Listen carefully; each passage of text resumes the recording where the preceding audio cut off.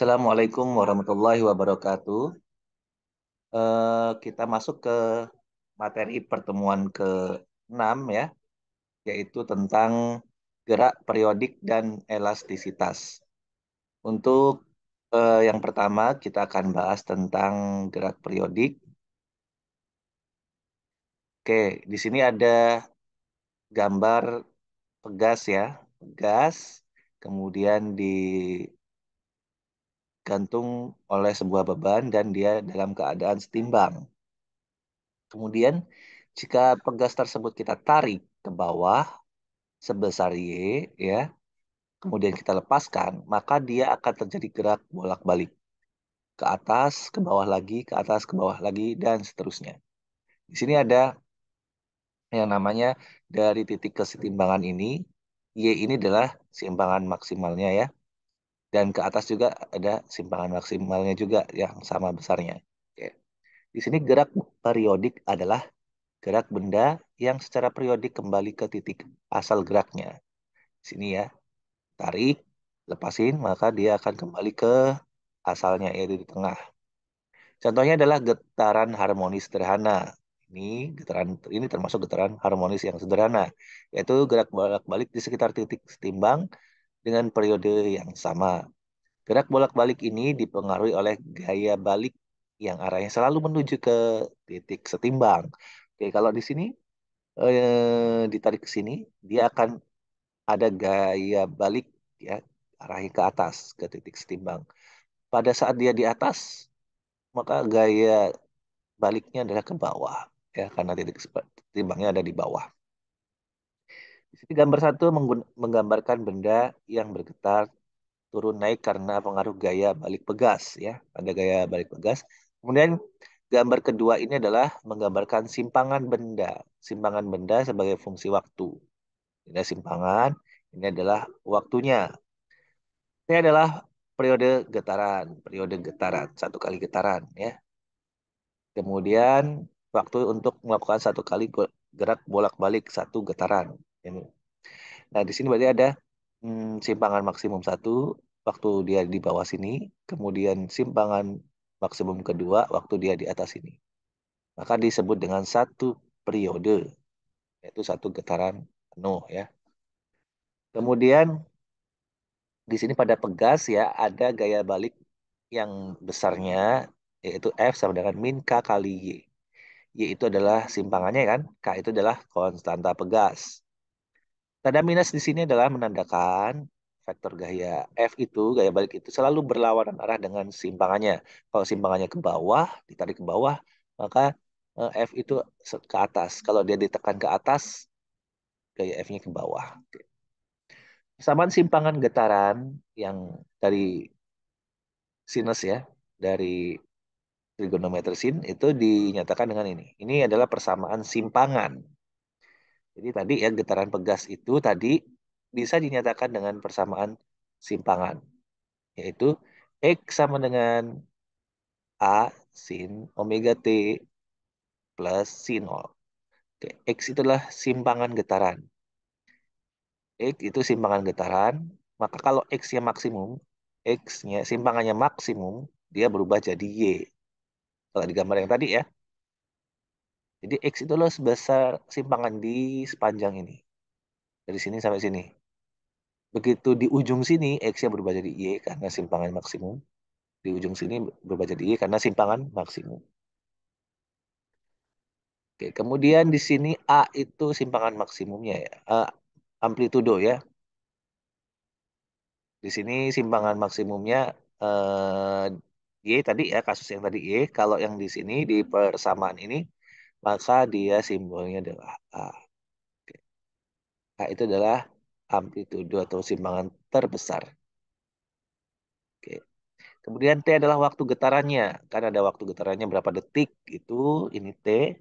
Kemudian omega adalah frekuensi sudut getarannya. Kemudian si nol ini adalah ini adalah fase awal getaran. Ya, satuannya adalah radian. Ini radian per sekon.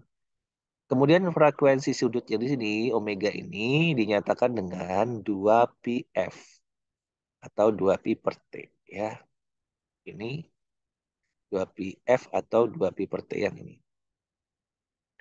Oke, di sini dengan F adalah frekuensi, yaitu banyaknya getaran per detik, dan T adalah periode satu getaran penuh. Satuan F adalah Hertz, ya. Kemudian satuan T adalah sekon tentunya. Oke, omega untuk pegas, tadi omega untuk pegas itu dinyatakan dengan ini, yaitu akar K per M. K itu konstanta pegas, M itu adalah massa bebannya, beban yang di gantungan tadi. Atau massa keseluruhannya, ya massa pegas. Kecepatan getaran dapat dinyatakan dengan persamaan ini. Kecepatan getaran, oke. Kalau tadi kan kecepatan persamaan simpangan, yaitu X sama dengan A sin omega T plus si nol plus si gitu aja ya. Nah, di sini ada si nolnya.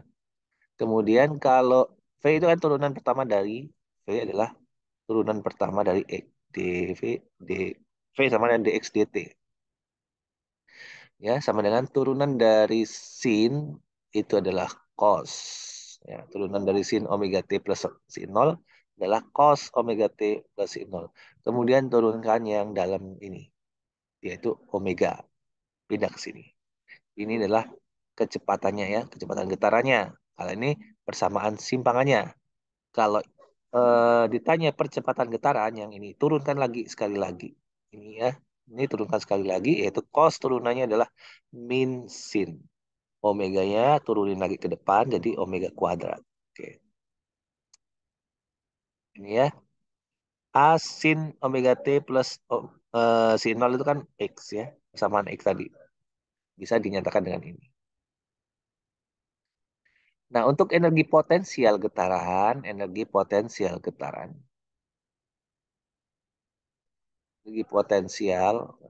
setengah kx kuadrat, ya, setengah kx kuadrat. Yaitu k tadi kan m eh, omega tadi sama dengan,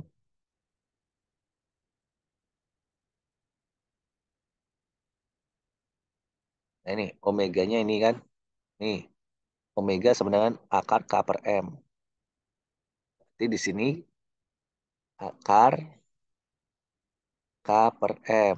Berarti omega kuadrat sama dengan K per M. Berarti K sama dengan M omega kuadrat. Nah, ini K yang ini. Jadi M omega kuadrat. Oke, jadi ini ya. Energi kinetik. Energi kinetik ini energi kinetik. Ya, setengah K A kuadrat min X kuadrat. Nih. K-nya itu omega M omega kuadrat ya. Sehingga energi totalnya dijumlahkan ya. Jumlahkan energi potensial ditambah energi kinetik. Di energi ini penjumlahan dari energi potensial ditambah energi kinetik. Di sini ada setengah M omega kuadrat X kuadrat. Di sini ada setengah M omega kuadrat. Di sini ada X kuadrat. Ini minus, ini positif. Jumlahkan jadi habis tinggal setengah M omega kuadrat A kuadrat. Ya, ini energi energi total getarannya. Oke, langsung saja ke contoh supaya tidak membingungkan ya.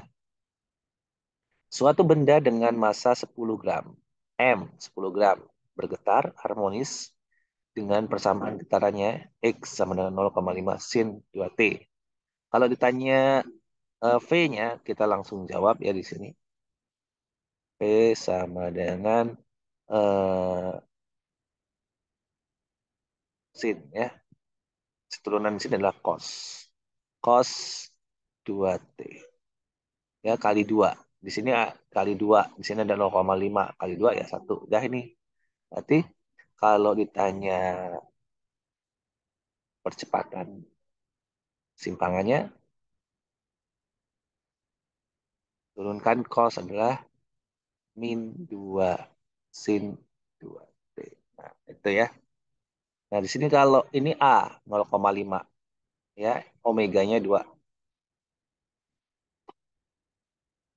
Di sini kan rumus X ya tadi, X sama dengan A sin omega T plus sin 0.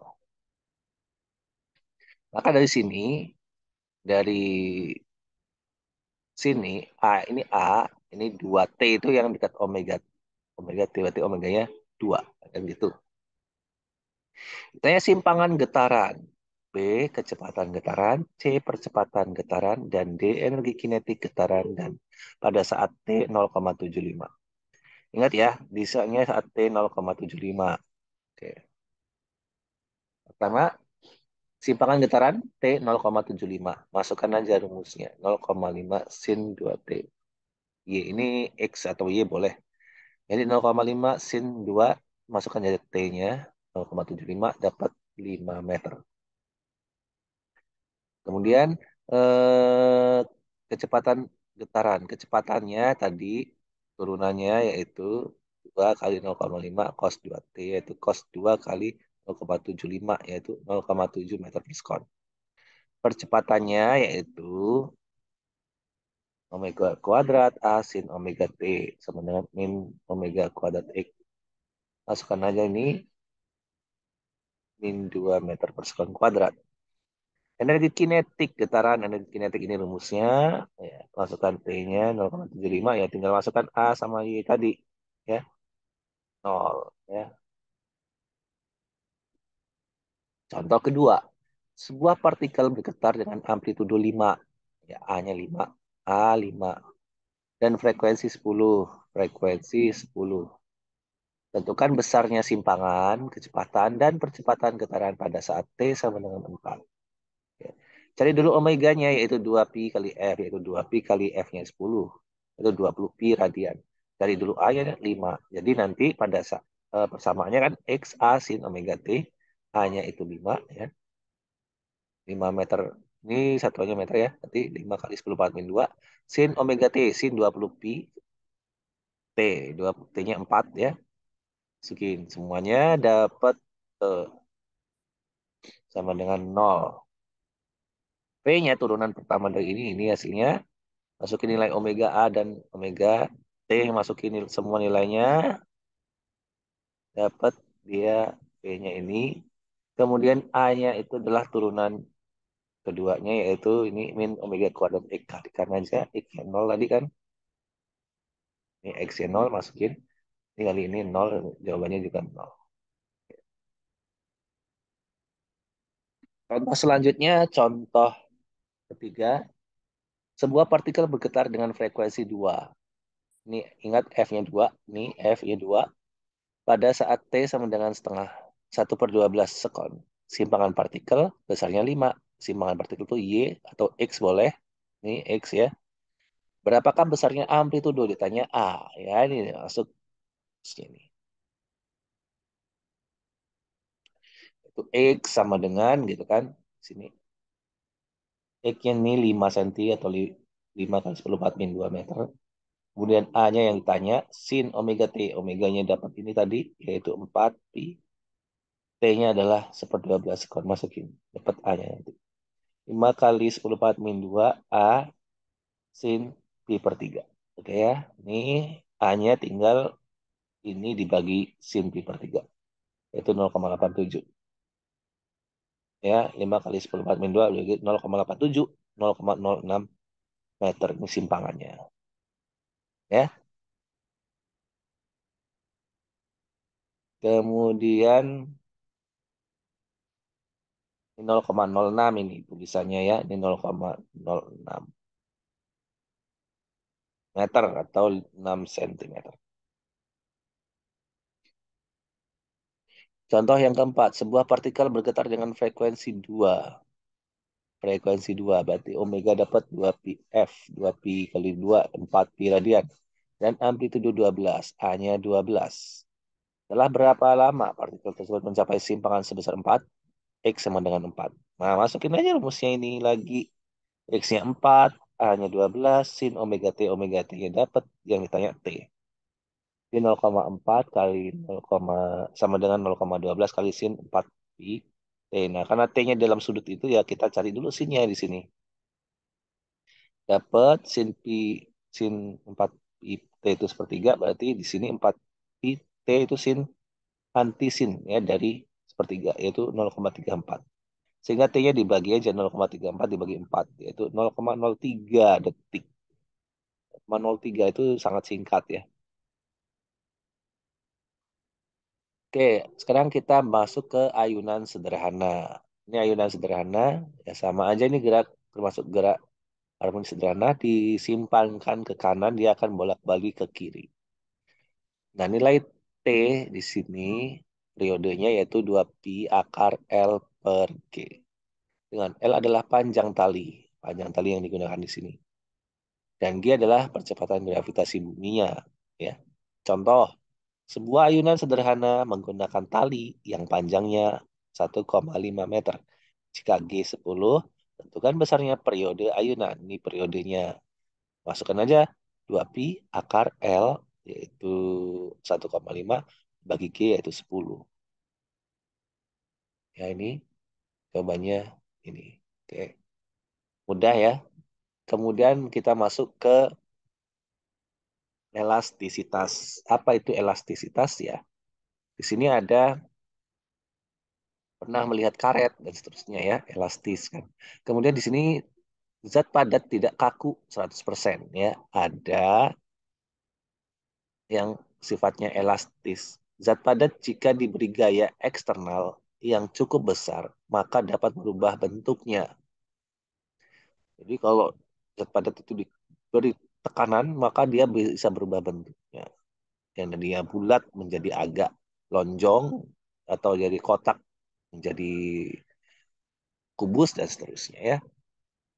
Jika perubahannya hanya sementara, yaitu hanya pada saat gaya bekerja, maka disebut dengan perubahan elastis. Jika permanen, nggak berubah, nggak balik lagi, maka disebut dengan perubahan plastis atau tetap.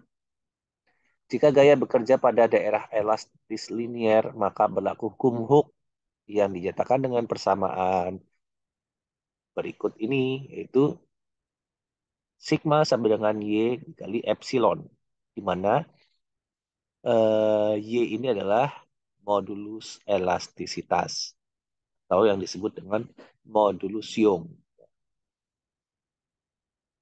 Y adalah modulus elastisitas ya.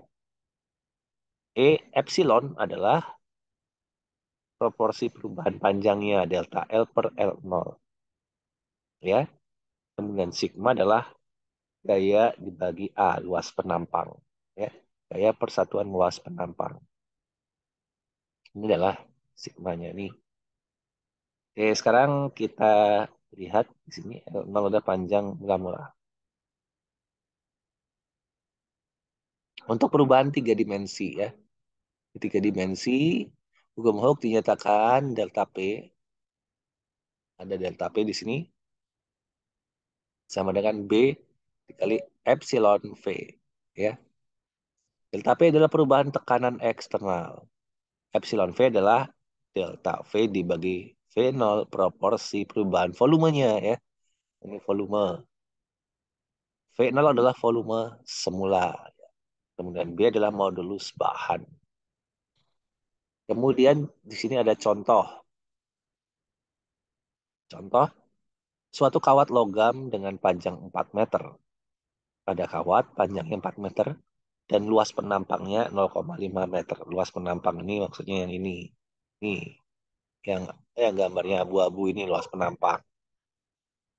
Luas penampangnya 0,5 meter. Ditarik dengan gaya 5 kali 10 pangkat 3 Newton dan bertambah panjang 2 cm. Tentukan besarnya modulus Young atau modulus elastisitas dari kawat logam tersebut. Nah, ini ada panjang logam ini, kawatnya saya perbesar ya. Ini kawat gini. Ini luas penampang ini namanya 0,5. Ini A ya, luas penampang 0,5 meter kuadrat. Ditarik dengan gaya 5 dengan tambah panjang. Ini tambah panjangnya segini. Ini nambah panjangnya. Tanya modulus Youngnya ya. Maka di sini cari dulu L0-nya adalah 4 meter. L0 panjang awal. A-nya luas penampang 0,5 kali 10 4 meter kuadrat. F adalah gaya tariknya yaitu 5 kali 10 pangkat 3 Newton. Dan delta L pertambahan panjangnya yaitu 0,2 cm ya. Maka rumus hukum Hooke tadi kan, sigma sama dengan Y kali epsilon, di mana sigma itu adalah F per A, Y tetap, epsilon adalah delta L per L, 0. Sehingga Y-nya itu ya kalikin aja silang di sini ya. Nih, masukkan nilainya, dapatlah ini. Inilah modulus elastisitasnya. Contoh selanjutnya,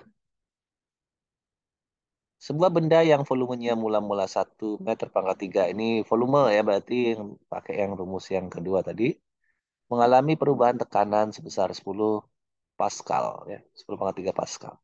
Jika modulus bahan benda tersebut adalah 20 kali 10 pangkat 10 Newton per meter kuadrat, itu kan besarnya perubahan volume benda tersebut.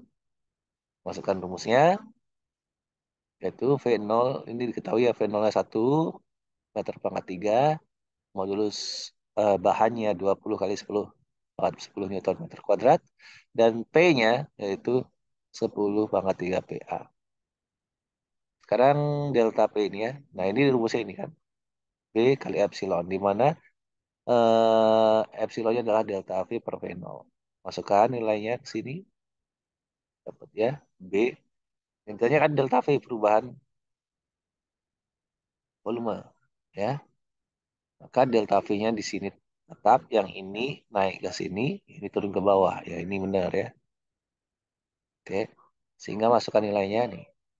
Dapatlah perubahannya adalah 5 kali 10 pangkat min 8 meter pangkat 3. Oke, ya demikian materi pertemuan ke-6. Semoga bermanfaat. Jika ada pertanyaan, silahkan tanyakan dalam kolom diskusi. Kita sampai jumpa lagi di pertemuan ke-7. Assalamualaikum warahmatullahi wabarakatuh. Selamat pagi.